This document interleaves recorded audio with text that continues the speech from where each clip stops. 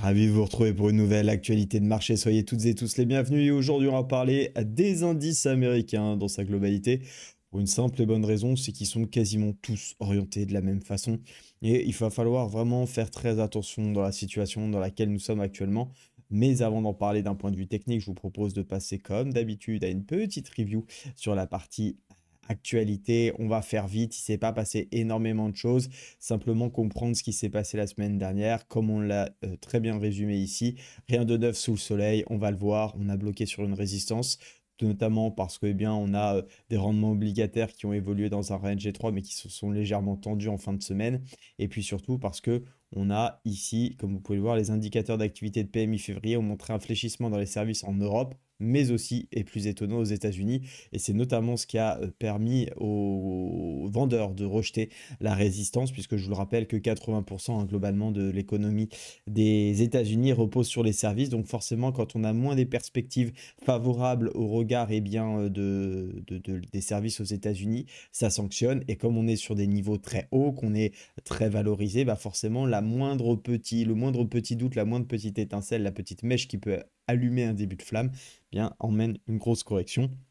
Ça ne veut pas dire bien évidemment qu'on est parti pour un crack éternel, mais c'est important de l'avoir en tête. Du côté des crypto-monnaies, on a une fin de 3 baisses consécutives, mais j'aime pas trop parler de baisses consécutives parce que au final, ce qu'on a vu, eh bien, c'est tout simplement un ping-pong dans le range. Et vous l'avez probablement vu, je ne sais pas s'ils l'ont mis ici. L'Ether, ok, a progressé de 5%, mais il y a surtout eu ouais, je pense que l'article a été publié avant. Il y a eu un énorme hack sur la plateforme Bybit, donc je le dis, je le répète, je l'ai mis sur mon canal Telegram, hein. Je vous rappelle que sur le canal Telegram, je vous invite à partager, enfin je vous partage des annonces et autres. N'hésitez pas à aller le consulter, vous avez le lien en description et surtout quittez la plateforme Bybit. Je vous invite au plus vite à retirer vos fonds si vous êtes encore dessus.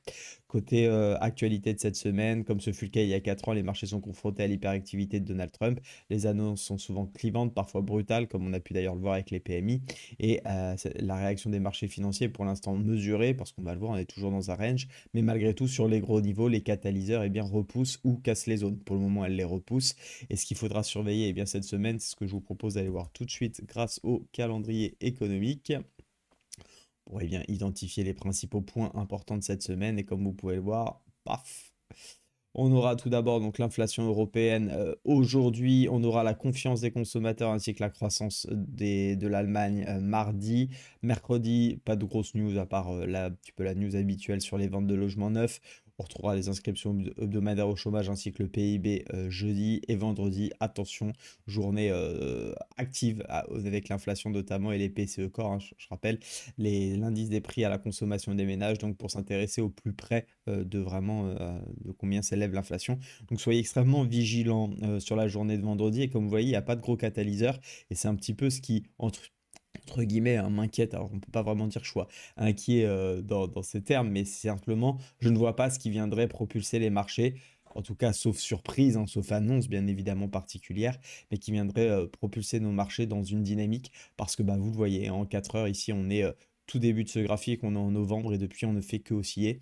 On avait une zone de contraction qui s'était mise en place finalement de distribution et qui s'est faite rejeter sur cette zone des 6150. Et depuis, eh bien, on a accéléré à la baisse. Et c'est la même chose du côté du S&P 500. Si on se met sur le graphique du Dow Jones, vous allez voir que notre petit triangle de contraction qu'on avait identifié, qui est plutôt une figure de continuation habituellement, faut-il encore qu'elle se valide? Eh bien, simplement, elle ne s'est jamais validée. Donc pour le moment, bah, pareil, on retourne dans le milieu de range. Et du côté du Nasdaq, vous allez voir qu'on est exactement dans la même configuration. Fausse cassure hein, de cette petite zone qu'on avait identifiée. On voit bien aucun signal acheteur, mais absolument aucun signal acheteur en 4 heures, 1 heure ou daily. Donc rien à faire à part attendre un signal acheteur, il ne vient pas, on se protège, on ne prend pas de trade. Ça fait tout simplement depuis, j'ai pas tradé une seule fois les indices américains pour l'instant depuis le mois de février pour une simple et bonne raison, c'est qu'il se passe rien. Il se passe rien, je vois pas l'intérêt d'aller m'exposer sur un marché où il n'y a pas de dynamique et je préfère me concentrer sur l'or qui est encore enregistré, vous le voyez, si je passe rapidement dessus, encore une séance haussière, c'est de la semaine dernière. Donc on est vraiment sur quelque chose de beaucoup plus intéressant à surfer plutôt que d'essayer de chercher des trades là-dedans, dans le Nasdaq, dans le S&P 500. où vraiment il se passe rien. Mes plans, ça reste éternellement les mêmes. Je sais, vous allez me dire, Riquet, t'es pas passionnant. Bah, j'y peux rien, hein. Je suis pas là pour essayer de descendre 15 minutes en 1 heure en vous disant que comme je trouve rien avec mes stratégies, bah, je vais vous inventer une stratégie un peu banale, utiliser des indicateurs que j'ai pas l'habitude d'utiliser. Bon, ça ne m'intéresse pas trop. D'ailleurs, sur mon canal Telegram, et je remercie ceux qui ont participé, j'ai proposé hier des idées de vidéos.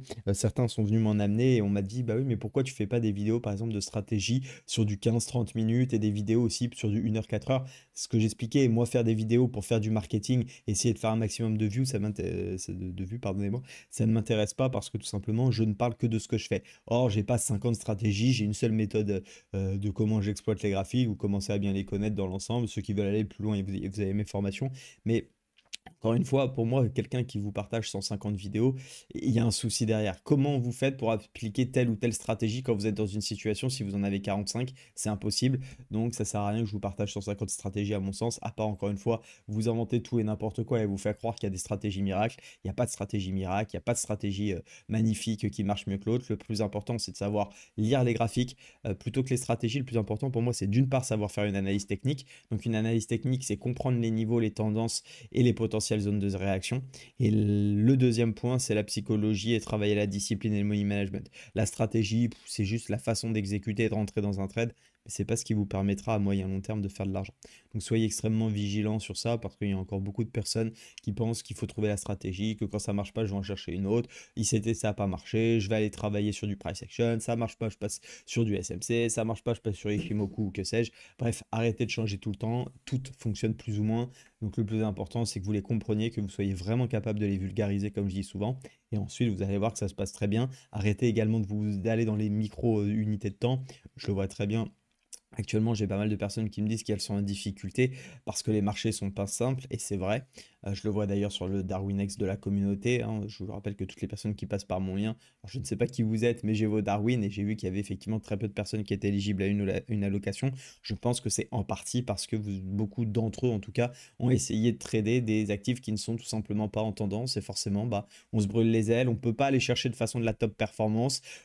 Si en plus on fait de la gestion de trade, bah, fort à parier hein, que quand on voit la tronche des graphiques, bah, tout au mieux on fait un tout petit TP ou alors beaucoup de break-even. Malheureusement, on laisse la possibilité au SL de s'exécuter hein, parce que bah, on tient nos plans au SL, mais on tient pas nos plans au TP. Alors forcément, bah, quand il y a de l'indécision, bah, forcément les résultats sont pas terribles, ou en tout cas pas à la hauteur de nos attentes. Et c'est pour ça que pour moi, bah, faut mieux vaut les éviter plutôt que d'essayer de tenter des choses, de prendre le risque de prendre des SL dans des situations où on a des faibles probabilités de réussite sur nos stratégies en tendance, puisque tout simplement, nous ne sommes pas en tendance.